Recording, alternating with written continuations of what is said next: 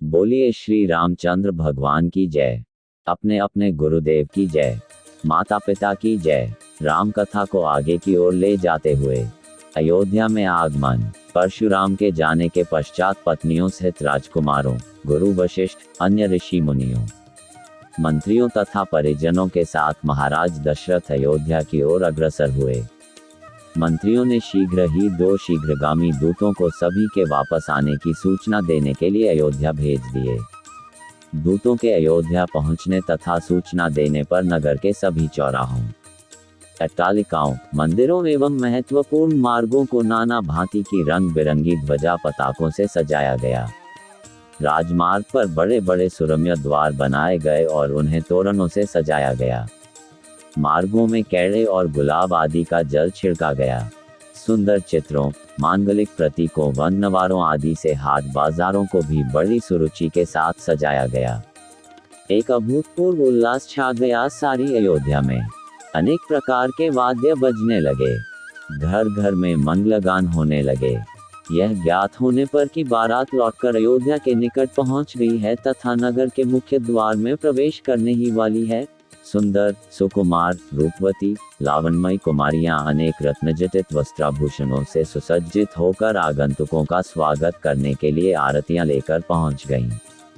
महाराज दशरथ और राजकुमारों के स्वर्णिम फूलों से सुसज्जित सोने के हौदे वाले हाथियों पर बैठकर नगर में प्रविष्ट होने पर चारों ओर उनकी जय जयकार होने लगी। ऊंची ऊंची अट्टालिकाओं पर बैठी हुई सुंदर सौभाग्यवती रमणियां उन पर पुष्प वर्षा करने लगी। अयोध्या की नववधुओं सीता, उर्मिला, मांडवी और श्रुतकीर्ति को देखने के लिए अट्टालिकाओं की खिड़कियां और छज्जे दर्शनोत्सुक युवतियों, कुमारियों से ही नहीं वरन प्रौढ़ाओं एवं वृद्धाओं से भी खचाखच भर गए।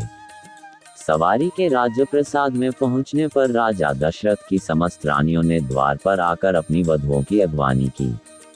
महारानी कौशल्या, कैकेयी एवं सुमित्रा ने आगे बढ़कर बारी बारी से चारों वधुओं को अपने हृदय से लगाया और असंख्य हीरे मोती उन पर न्यौछावर करके उपस्थित याचकों में बांट दिए। फिर मंगलाचार के गीत गाती हुई चारों राजकुमारों और उनकी अर्धांगिनियों को राजप्रासाद के अंदर ले आईं। इस अपूर्व आनंद के अवसर पर महाराज दशरथ ने दानादि के लिए कोष के द्वार खोल दिए और मुक्त हस्त से नगरवासी ब्राह्मणों को भूमि, स्वर्ण, रजत, हीरे, मोती, रत्न, गौएं, वस्त्रादि दान में दिए। राजकुमारों को राजप्रासाद में रहते कुछ दिन आनंद पूर्वक व्यतीत हो जाने पर महाराज दशरथ ने भरत को बुलाकर कहा, वत्स, तुम्हारे मामा युधाजित को आए हुए पर्याप्त समय हो गया है। तुम्हारे नाना नानी तुम्हें देखने के लिए आकुल हो रहे हैं, अतः तुम कुछ दिनों के लिए अपने ननिहाल चले जाओ। पिता के आदेशानुसार भरत और शत्रुघ्न ने अपनी माताओं तथा राम और लक्ष्मण से विदा लेकर अपने मामा युधाजित के साथ कैकेय देश के लिए प्रस्थान किया।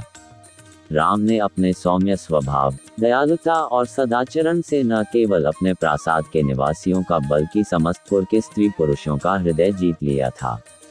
वे सबकी आंखों के तारे थे और अत्यंत लोकप्रिय हो गए थे। परिवार के सदस्य उनकी विनयशीलता, मंत्रीगण उनकी नीति निपुणता, नगर निवासी उनके शील सौजन्य और सेवकगण उनकी उदारता का बखान करते नहीं थकते थे। इधर सीता के मधुभाषी स्वभाव, सास ससुर की सेवा, पातिव्रत्य धर्म आदि सद्गुणों ने भी सभी लोगों के मन को मोह लिया। नगर निवासी राम और सीता की युगल जोड़ी को देखकर अत्यंत प्रसन्न होते थे। उनके प्रेम और सद्व्यवहार की चर्चा घर घर में की जाती थी। बालकांड समाप्त। बोलिए श्री रामचंद्र भगवान की जय।